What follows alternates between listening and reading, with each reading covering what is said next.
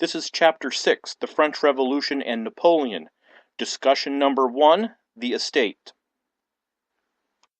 One of the most important events in European history is the French Revolution.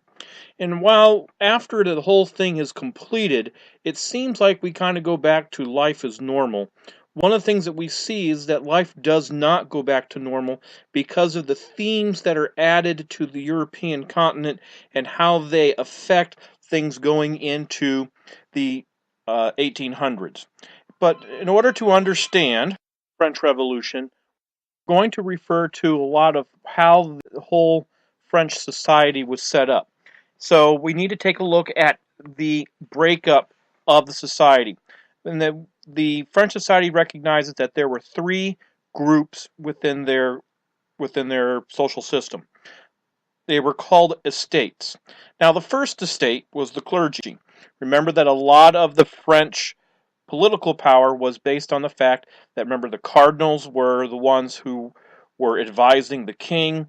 Remember, it was the divine right and the Pope giving the French king the right to rule. And so, yeah, it makes sense that they give themselves the idea of that they were the first estate.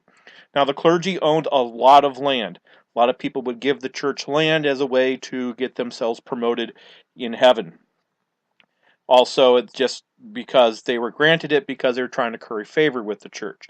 They collected tithes as a form of a tax. If you did not support the church with your money, that was the tithe, but it was actually mandated, and you could be thrown in jail for not paying your tithe to the Roman Catholic Church.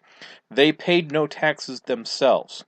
Now, one of the things that made the church upset in France and overall is that they did not like the new thinking of the Enlightenment, because the Enlightenment was encouraging people to think for themselves, to think that humanity had something to contribute, and that humanity could determine for themselves scientifically the concepts of the improving society, to improving man's position, to improving the conditions that man lived in, and this was undermining everyone's dependence upon God and or the church.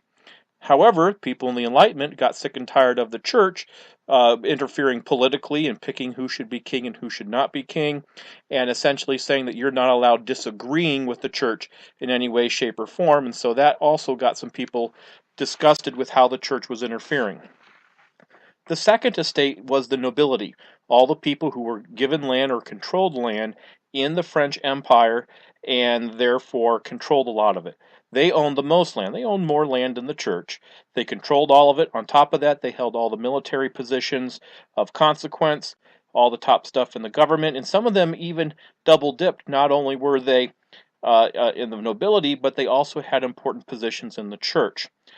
They hated absolutism because they wanted to have some power for themselves, but the French king maintained absolute power for himself. And they didn't want to lose the privileges that they did have, but they didn't like the idea that they had to answer to someone. They also, because they were a lot closer to the king and could become friends with the king, had convinced that the second estate shouldn't be paying many taxes as it is. And so they were able to get excused from a lot of it. Now, they did pay a little bit, but it's more important to realize is that the third estate, which was essentially everyone else, paid the huge amount of taxes. Now, within the third estate, we can establish that they were business people and they were peasants. The business people were known as the bourgeois, and then the peasants really were on the extreme bottom of the bottom estate. They resented all the privileges that the nobility had and the privileges that the church had. And even the bourgeois who could kind of convince the lords to help them out were getting privilege. And the peasants were really getting on the bad end of things.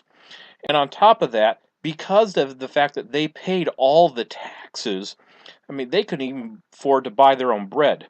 And so life for them was quite miserable, as it seemed like everything they did was for the betterment of everyone else instead of the betterment of themselves.